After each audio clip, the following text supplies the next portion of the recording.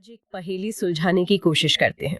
सोचिए एक ऐसा इंसान जो धार्मिकता की हर कसौटी पर खरा उतरता है।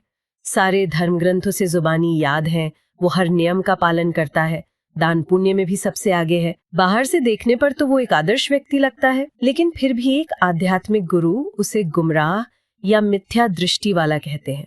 ये कैसे हो सकता है? आज की हमारी पड़ताल डॉक्टर विवेक सागर के एक प्रवचन के आधार पर इसी गुत्थी को सुलझाने के बारे में है। और इस सफर में हम शायद उन 3 सबसे बड़े आध्यात्मिक धोखों का पर्दाफाश करेंगे जिनमें हम सब जाने अनजाने फंस जाते हैं। ये सवाल बिल्कुल सही जगह पर चोट करता है, क्योंकि ये आध्यात्मिकता के सबसे बड़े पैराडॉक्स मतलब विरोधाभास को सामने लाता है। ये जो बाहर से दिखने वाला आचरण है और जो अंदर का असली अनुभव है, उसका फर्क है। प्रवचन की पूरी बुनियाद ही इसी बात पर है कि कैसे कोई व्यक्ति ज्ञान का समंदर होते हुए भी स्पिरिचुअली बिल्कुल सूखा रह सकता है, और वो कौन सी चीजें हैं जो ज्ञान को अनुभव बनने से रोकती हैं। चलिए तो फिर पहली कड़ी से शुरू करते हैं। प्रवचन में उस व्यक्ति का जिक्र है जिसे सब पता है। 6 द्रव्य होते हैं, 7 तत्व होते हैं। वो रात में खाना नहीं खाता, जमीन के नीचे उगने वाली चीजें नहीं खाता। मतलब ऑन पेपर वो एकदम परफेक्ट है, फिर भी उसे मिथ्या दृष्टि क्यों कहा गया? ये बात कुछ हजम नहीं हो रही। यहीं पर वो सबसे बारीक धागा है जिसे पकड़ना है। डॉक्टर सागर इसे कहते हैं शास्त्रों से पढ़ पढ़कर श्रद्धा कर लेना और अंदर में भाव भाषण होने के बीच का फर्क। मतलब जानकारी तो दिमाग में बैठ गई है, जिसे एक खास शब्द दिया गया है, क्षयोपशम ज्ञान, लेकिन वो दिल में अनुभव में नहीं उतरी है। क्षयोपशम ज्ञान, ये शब्द सुनने में थोड़ा भारी है। इसे आसान भाषा में कैसे समझेंगे? बिल्कुल, इसको ऐसे समझिए कि आपने किसी शाही पकवान की रेसिपी मान लीजिए 100 बार पढ़ी है। ठीक है। आपको हर मसाला, हर स्टेप, कितनी देर पकाना है, सब मुज़बानी याद है। ये है क्षयोपशम ज्ञान। लेकिन जब तक आपने उसे चखा नहीं, आपको उसका असली स्वाद नहीं पता। अच्छा, वो स्वाद है अनुभव। तो वो व्यक्ति रेसिपी का एक्सपर्ट तो है, हाँ। पर उसने कभी उस पकवान का स्वाद ही नहीं चखा।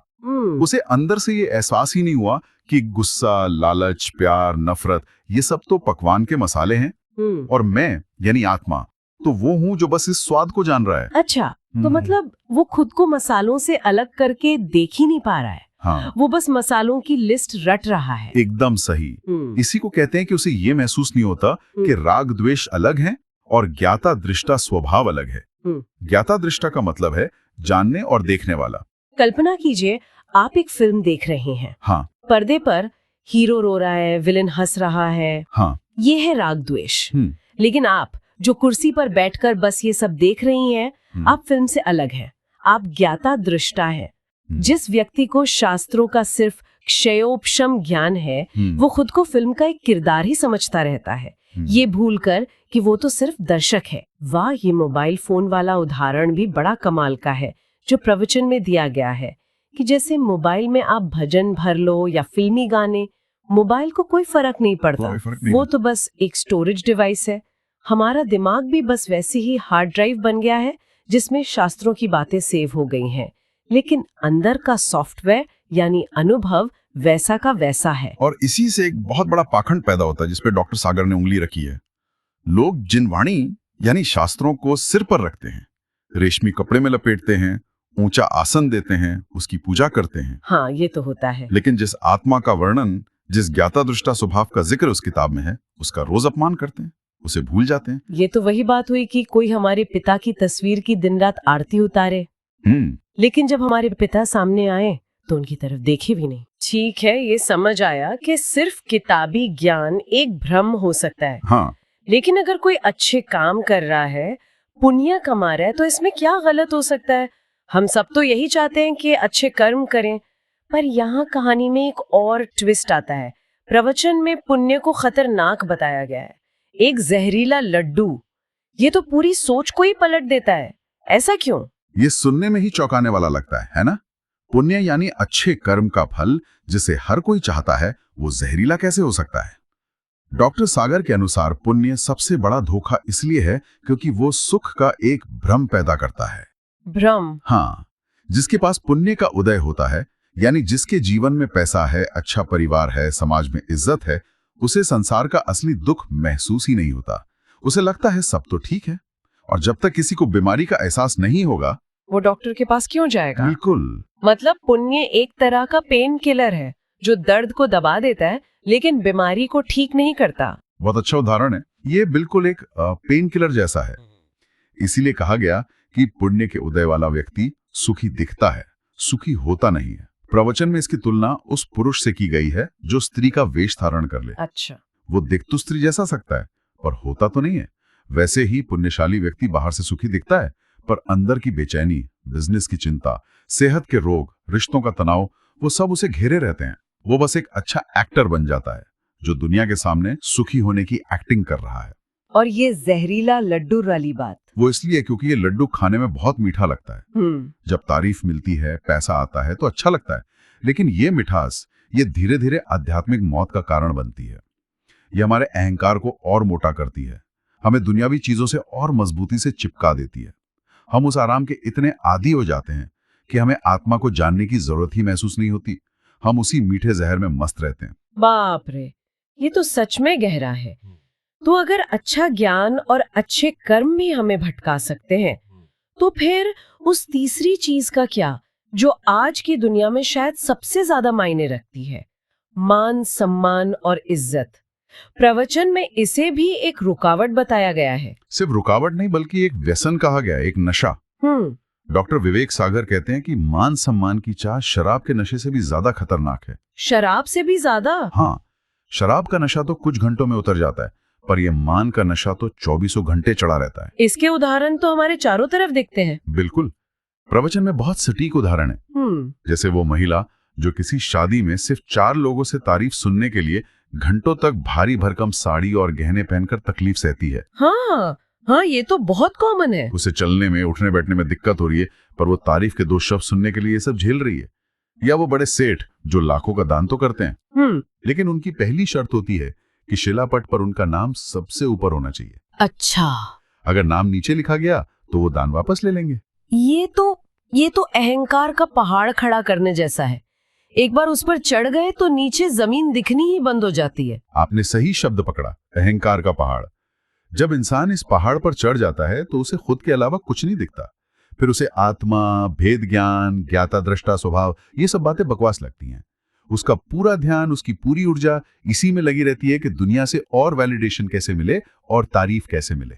सोशल मीडिया इसका सबसे बड़ा उदाहरण है। आज के जमाने में एक एक लाइक, एक एक कमेंट के लिए लोग तड़पते हैं। बिल्कुल, तो जिसे ये नशा लग गया वो तो फिर एक शराबी की तरह ही हो गया। हाँ। इस पूरी प्रक्रिया में समय सार जैसे महान ग्रंथ जो आत्मा की बात करते हैं, वो बस अलमारी में सजी एक किताब बनकर रह जाते हैं। वो ज्ञान दिमाग में रहता है, पर मान सम्मान का नशा उसे अनुभव में उतरने ही नहीं देता। ठीक है, ये समझना मेरे लिए थोड़ा मुश्किल हो रहा है। अगर मेरा ज्ञान, मेरे अच्छे काम और समाज में इज्जत पाने की मेरी कोशिश ये सब मुझे भटका सकते हैं, तो फिर मैं करूं क्या? अगर मेरी मेहनत और चालाकी मुझे असली सुख नहीं दे सकती, तो फिर मेरी जिंदगी को चला कौन रहा है? अब आप उस सवाल पर आई हैं जो इस पूरी चर्चा के केंद्र में है। इसका सीधा और शायद थोड़ा परेशान करने वाला जवाब है कर्म का उदय। हमारी होशियारी, हमारी प्लानिंग, हमारी चालाकी वो काम नहीं कर रही। हर पल हमारे ही बांधे हुए पुराने कर्मों का फल हमारे सामने आ रहा है। हम बस उसे मेरी मेहनत का फल या मेरी किस्मत का नाम दे देते हैं। एक मिनट, ये सुनने में थोड़ा निराशाजनक नहीं है? मतलब फेटलिस्टिक। अगर सब कुछ पहले से तय कर्मों से ही हो रहा है, तो फिर मेहनत करने का या सही रास्ते पर चलने की कोशिश करने का क्या मतलब? क्या ये हमें निकम्मा नहीं बना देगा? ये सवाल आना बहुत स्वाभाविक है, लेकिन यहाँ पर बात को सही से समझना होगा। कर्म का सिद्धांत निकम्मा बनाने के लिए नहीं है, बल्कि कर्तापन का अहंकार तोड़ने के लिए है। अच्छा। ये हमें ये सिखाता है कि तुम दुनिया को बदलने वाले या चलाने वाले नहीं हो। तुम्हारे हाथ में सिर्फ एक चीज है, अपने भावों को संभालना, अपने आप को जानना। दुनिया अपने आप कर्मों के हिसाब से चलेगी। कोशिश दुनिया को कंट्रोल करने की नहीं, बल्कि खुद को जानने की करनी है। इसे समझाने के लिए कोई उदाहरण है? प्रवचन में एक अद्भुत उदाहरण दिया गया है हलधर नाग का। हलधर नाग? हाँ, वो 5वीं कक्षा तक पढ़े एक आदिवासी कवि थे। कोई उन्हें जानता नहीं था। वो अपने घर में चूल्हे पर रोटी बना रहे थे और उन्हें खबर मिलती है कि भारत सरकार ने उन्हें पद्मश्री के लिए चुना है। अरे वाह! सोचिए, उन्होंने इसके लिए कोई एप्लीकेशन नहीं दी थी, कोई लॉबिंग नहीं की थी, बस उनके यश नाम कर्म का उदय हुआ और दिल्ली से सम्मान खुद चलकर उनके गांव तक आ गया। ये दिखाता है कि जब कर्म का उदय होता है तो चीजें अपने आप होती हैं। और इसके विपरीत जो लोग कर करके मर रहे हैं। हाँ, डॉक्टर विवेक सागर ने बताया है कि जो करो करो करो की दौड़ में लगे हैं, जो हर चीज को कंट्रोल करना चाहते हैं, वे तनाव और चिंता में मर रहे हैं और नरक जा रहे हैं। और जो हाथ पर हाथ धरकर बैठ गए, इसका मतलब आलसी होकर बैठना नहीं है। नहीं नहीं, इसका मतलब है जिन्होंने कर्ता बनने का भाव छोड़ दिया और अपने ज्ञाता दृष्टा स्वभाव में शांत हो गए, वे मोक्ष चले गए। आज की दुनिया में जिसके पास सब कुछ है, उसके लिए शांति से बैठना, कुछ न करना सबसे मुश्किल काम है। तो आज की इस पूरी चर्चा को अगर समेटना हो तो सार यही निकलता है कि सच्ची आध्यात्मिकता बाहर की क्रियाओं का दिखावा नहीं है। ये ना तो जानकारी इकट्ठा करने का नाम है, ना पुण्य कमाने की होड़ है, और ना ही समाज में सम्मान पाने की दौड़ है। बिल्कुल, ये सब बाहरी चीजें हैं। सच्ची आध्यात्मिकता तो एक अंदरूनी घटना है। ये अपने उस असली स्वरूप को अनुभव करने के बारे में है जो इन सब चीजों से परे है, जो बस जानता और देखता है। प्रवचन के अंत में एक सबसे शक्तिशाली संदेश है जो इस पूरी बातचीत की नींव है। किसी भी कीमत पर अपनी आत्मा को मत बेचना। आत्मा को मत बेचना, इसका क्या मतलब है यहाँ पर? यहाँ आत्मा बेचने का मतलब है थोड़े से पैसे, मान सम्मान, किसी रिश्ते या दुनिया के किसी सुख के मोह में पड़कर अपने सच्चे स्वरूप को भूल जाना, अपने उस त्रिकाली ध्रुव स्वभाव को दांव पर लगा देना। आपने एक और भारी शब्द का इस्तेमाल किया, त्रिकाली ध्रुव स्वभाव। इसका क्या अर्थ है? इसका सरल सा अर्थ है हमारा वो हिस्सा जो कभी नहीं बदलता।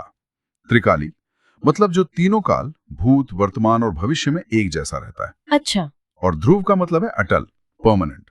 हमारा शरीर बदलता है, हमारे विचार बदलते हैं, हमारी परिस्थितियां बदलती हैं, लेकिन अंदर जो जानने वाला है वो हमेशा एक जैसा रहता है। बचपन में भी वही जानता था, आज भी वही जान रहा है।